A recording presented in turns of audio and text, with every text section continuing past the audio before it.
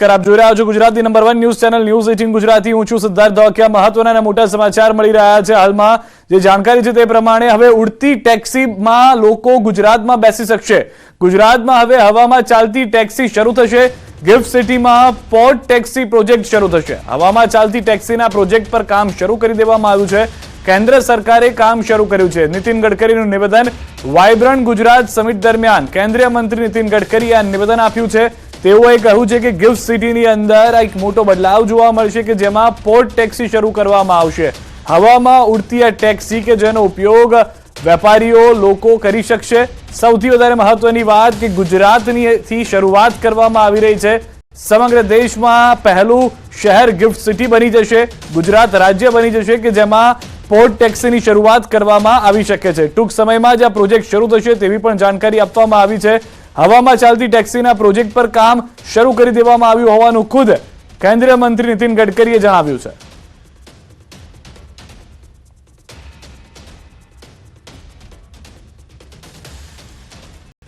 Public transport के लिए जैसे इलेक्ट्रिक बसेस बन रहे हैं, वैसे पब्लिक ट्रांसपोर्ट के लिए आपके यहाँ हमने 12 रोप वे और केबल कार के प्रोजेक्ट पर हमने रिसीव किया, हम उस पर काम कर रहे हैं। आपके गिफ्ट सिटी के लिए हमने पोर्ट टैक्सी जो हवा में चलेगी उस प्रोजेक्ट का डीजीआर भी बनाना हमने शुरू कर दिया है। अन्य महत्वના સમાચાર। ગાંધીનગરથી ગિફ્ટ સિટીમાં દારૂ પરમિટ આપવાનું શરૂ થયું છે। સરકારની જાહેરાત બાદ સત્તાવાર છૂટ અપાઈ છે। સત્તાવાર રીતે 2 એકમોને છૂટ આપવામાં આવી છે। 2 સ્થળોએ દારૂ પરમિટની છૂટ આપવામાં આવી છે। 2 હોટલોને મળી છે દારૂ પીરસવાની પરવાનગી। હોટલ ગ્રાન્ડ મર્ક્યુરર હોટલને અપાઈ છે છૂટ। ગિફ્ટ સિટી ક્લબને પણ છૂટ આપવામાં આવી છે। ગિફ્ટ સિટીના મેનેજિંગ ડાયરેક્ટરે આપી છે છૂટ।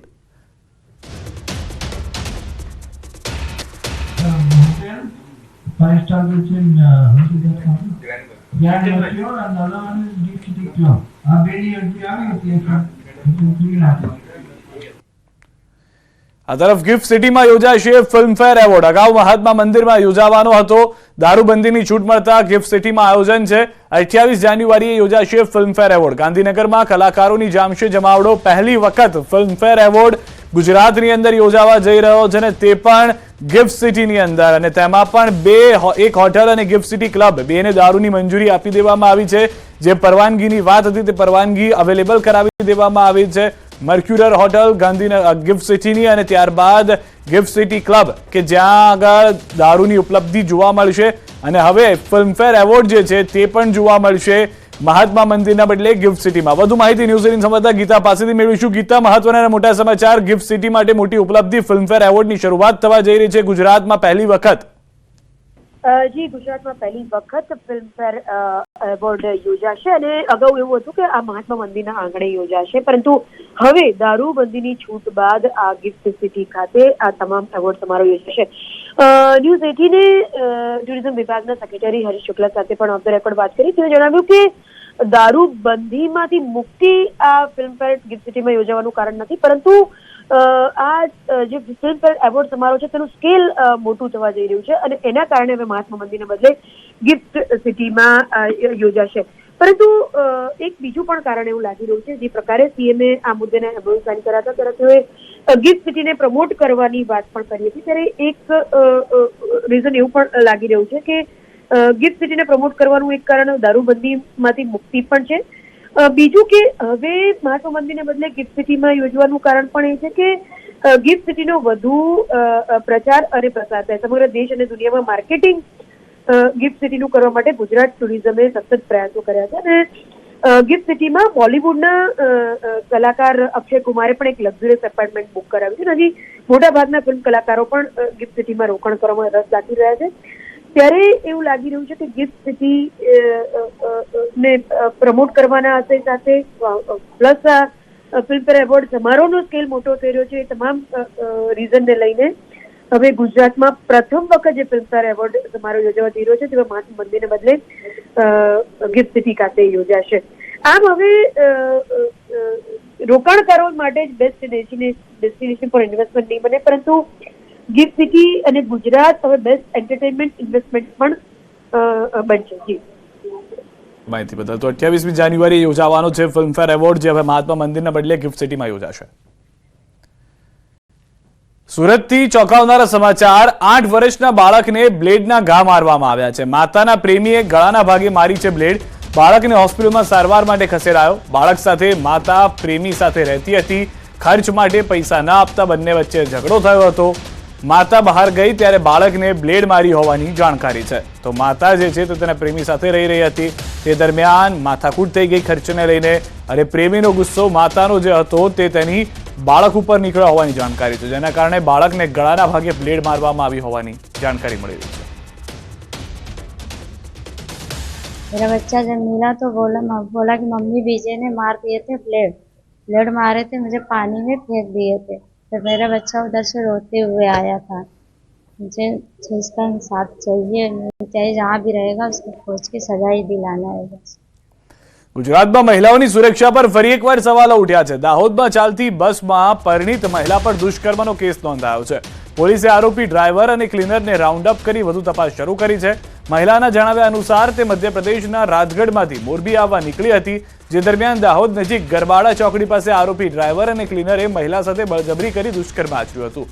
મોરબી પહોંચીને મહિલા 181 અભિયાનમાં ફોન કરી આપવીતી જણાવી હતી. જે બાદ મોરબી એસપીની સૂચનાથી ગુનો નોંધાયો. હાલ દાહોદ એ ડિવિઝન પોલીસ સમગ્ર મામલાની તપાસ કરી રહી છે. મહત્વનું છે કે તાજેતરમાં જ છોટાઉદેપુરમાં પણ એક ખાનગી વાહનમાં ડ્રાઈવર સહિત કેટલાક લોકોએ વિદ્યાર્થીઓની છેડતી કરી હતી, જેને લઈ વિદ્યાર્થીનીઓ ચાલુ વાહને કૂદકો મારવા મજબૂર બની હતી. જેથી સવાલ છે કે મહિલાઓ માટે ખાનગી વાહનો ગુજરાતમાં કેટલા સુરક્ષિત છે.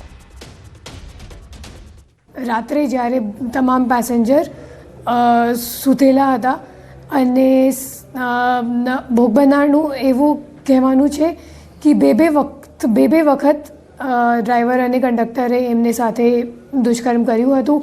અને સવારે જ્યારે આ મહિલા ભોગ બનનાર હળવદ પહોંચી ગઈ ત્યારે એમને પતિને એમને આખી વાત બતાવી અને ત્યારે 181 અભિયમના ફોન કરીને પોલીસને આ બાબતની જાણ કરી.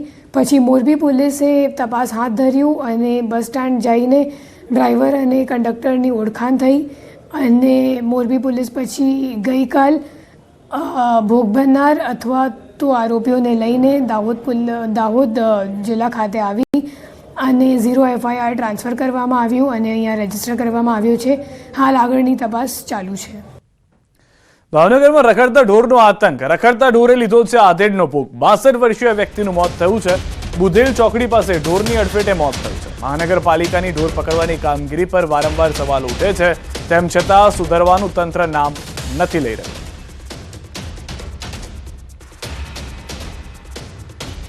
ગૃહમંત્રી અમિત શાહ આવશે ગુજરાત. આવતીકાલે શાહ પહોંચશે અમદાવાદ ખાતે. બપોરે 2 કલાકે અમદાવાદ પહોંચશે અમિત શાહ. વાયબ્રન્ટ સમિટના કાર્યક્રમમાં પણ ઉપસ્થિત રહેશે. વાયબ્રન્ટ ગુજરાત ગ્લોબલ સમિટનું આવતીકાલે સમાપન થનાર છે. તે પૂર્વે કેન્દ્રીય ગૃહમંત્રી અમિત શાહ ગુજરાતના પ્રવાસે આવી રહ્યા છે અને તેઓ વાયબ્રન્ટ સમિટના સમાપન સમારોહમાં હાજરી આપશે. આ ઉપરાંત આવતીકાલે કેન્દ્રીય ગૃહમંત્રી અમિત શાહ વિદ્યા સમીક્ષા કેન્દ્રના કાર્યક્રમમાં પણ ઉપસ્થિત રહેશે. રામ મંદિર વિવાદ મુદ્દે પાટણના એમએલએ કિરીટ પટેલનું નિવેદન પણ સામે આવ્યું છે. તેમનું કહેવું છે કે કોંગ્રેસ કોઈ વ્યક્તિગત કારણોસર આમંત્રણનો અસ્વીકાર કર્યો હોવો જોઈએ. હું કોઈ વિવાદમાં પડવા માંગતો નથી. રામ ભાજપ કે કોંગ્રેસના નહીં, પરંતુ સર્વ સમાજના છે. આમંત્રણનો સ્વીકાર કે અસ્વીકાર એ બાબતમાં હું પડતો નથી. કદાચ કોઈ નેતાના પર્સનલ ઇસ્યુના લીધે એમને અસ્વીકાર કર્યો હોય, પરંતુ કોઈ એમ કહેતું હોય કે રામ કોંગ્રેસના કે રામ ભાજપના છે. રામ એ સર્વ સમાજ માટે એક આદર્શ છે. અને જ્યારે આવો એક મંદિરની પ્રતિષ્ઠા રામ મંદિરની થતા હોય ત્યારે તમામ ધર્મના લોકોએ નાત જાત ભૂલી, પક્ષ ભૂલી અને એની અંદર સાથ સહયોગ આપવો જોઈએ. રામ મંદિરના આમંત્રણનો કોંગ્રેસના અસ્વીકારને લઈ ભાજપે આકરા પ્રહાર કર્યા છે. પ્રદેશ ભાજપ પ્રવક્તા યજ્ઞેશ દવેએ કહ્યું કે આમંત્રણનો અસ્વીકાર એ સનાતન ધર્મનો વિરોધ છે. સનાતન ધર્મનો મુદ્દો છે અને સનાતન ધર્મનો વિરોધ એટલા માટે કરી રહ્યા હોય કે એમને હિન્દુઓના મત નહીં મળે એટલું ખબર જ છે, પણ મુસ્લિમ અને ખ્રિસ્તીઓના મત મેળવવા માટે અને એમની સિમ્પથી જીતવા માટે આજે કોંગ્રેસના ઉચ્ચ કક્ષાના નેતાઓનો વિરોધ કરી રહ્યા છે. અખિલ ભારતીય વિશ્વ હિન્દુ પરિષદના ધર્મ પ્રસાર કેન્દ્રીય સહમંત્રી ધર્મેન્દ્ર ભવાની 2 દિવસીય ડાંગની મુલાકાતે છે. ડાંગના સાપુતારા ખાતે સનરાઈડ પર્વત પર આવેલ હનુમાન મંદિરના દર્શને પહોંચ્યા. ધર્મેન્દ્ર ભવાનીએ દર્શન સમયે આદિવાસી સમાજને લઈ નિવેદન આપ્યું. કહ્યું કે આદિવાસી સમાજ હિન્દુનો જ ભાગ છે. સનાતન ધર્મના વિરોધમાં આવતા લોકોને છોડવામાં નહીં આવે. વધુમાં આક્રોશ સાથે જણાવ્યું કે અમે કોઈની હત્યા નથી કરતા, રામ બનીને રાવણનો વધ કર્યો, સનાતન ધર્મની વિરુદ્ધ આવતા લોકોને નહીં છોડીએ, તેના નિમિત્ત બનવું પડશે તો પણ બનીશું। और यही परंपरा है जो सनातन के विरुद्ध में जाएगा। वो केवल प्राणी नहीं होते, बलि चढ़ाने लायक प्राणी होते। इस देश में चलेगा तो केवल सनातन चलेगा। सनातन के खिलाफ कोई भी होगा उसको भगवान भी नहीं बख्शेगा, और निमित्त हम बनेंगे तो हम भी नहीं बख्शेंगे। દ્વારકાથી સમાચાર। કલ્યાણપુરમાં કૂવામાં પડ્યો છે વ્યક્તિ, ફાયર વિભાગે રેસ્ક્યુ કરી બહાર કાઢ્યો। કૂવામાં રાખેલો પોલ તૂટતા બની હતી ઘટના, પગ અને માથાને ભાગે ઈજા પહોંચી છે। વ્યક્તિ ડૂબવા જઈ રહ્યો હતો, એ દરમિયાન જ રેસ્ક્યુ કરી લેવામાં આવ્યું છે। ફાયર વિભાગની ટીમ તુરંત ત્યાં આગળ પહોંચી ગઈ હતી અને જે વ્યક્તિ કૂવામાં પડ્યો હતો તેને સુરક્ષિત બહાર કાઢ્યો હતો, પરંતુ ઈજાગ્રસ્ત વ્યક્તિને હાલમાં સારવાર માટે હોસ્પિટલ ખસેડવામાં આવ્યો છે। વડોદરાથી સમાચાર। નર્મદા કેનાલમાં તણાયો છે યુવક, પૂજાપો પધરાવા જતા લપસી ગયો પગ, 5 કિલોમીટર દૂરથી મળ્યો છે યુવકનો મૃતદેહ। ગૌરવા પંચવટી નર્મદા કેનાલની આ ઘટના હોવાની જાણકારી છે। પૂજાપો જે પધરાવાનો સમય હતો તે પૂજાપોને પધરાવા ગયો, એ દરમિયાન પગ લપસી ગયો અને જે વ્યક્તિ હતો તે 5 કિલોમીટર દૂરથી મળી આવ્યો છે, પરંતુ જાણકારી છે તે પ્રમાણે મૃતદેહ છે કે જે પ્રાપ્ત થયો છે। વડોદરાના સેવાસી રોડ પરથી મળ્યો છે મૃતદેહ, મનીષ પટેલ નામના વ્યક્તિનો મૃતદેહ મળ્યો છે। બિલ્ડિંગ પરથી પટકાયો હોવાનું પ્રાથમિક તારણ, મૃતક બિલ્ડરનો વ્યવસાય કરતા હોવાની ચર્ચા। સવારે યોગા કરવાનું કહી ઘરેથી નીકળ્યા હતા। મોતનું રહસ્ય જાણવા પોલીસે શરૂ કરી તપાસ।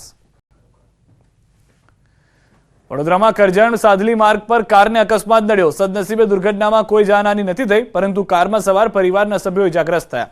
કરજણ સાધલી માર્ગ પર જીથરડી ગામના પાટિયા નજીક કાર ચાલકે સ્ટીયરિંગ પરથી કાબુ ગુમાવતા કાર ધડાકાભેર વીજ પોલ સાથે અથડાઈ, બાદમાં કાર પલટી ગઈ। કારમાં સવાર પરિવાર કુબેર ભંડારી મંદિરે દર્શનાર્થે આવ્યા। સુરત જતી વખતે તેમને અકસ્માત નડ્યો। સુરેન્દ્રનગરમાં ટ્રાફિક અને દબાણની સમસ્યાના ઉકેલ માટે વારંવાર રજૂઆત કરવા છતાં કોઈ ઉકેલ ન આવતા આખરે વેપારીઓને બંધનું એલાન આપ્યું છે। વેપારીઓએ ચીમકી ઉચ્ચારી છે કે જો ટ્રાફિકની સમસ્યાનું નિરાકરણ નહીં આવે તો આગામી મંગળવારે બંધ રાખી વિરોધ કરવામાં આવશે।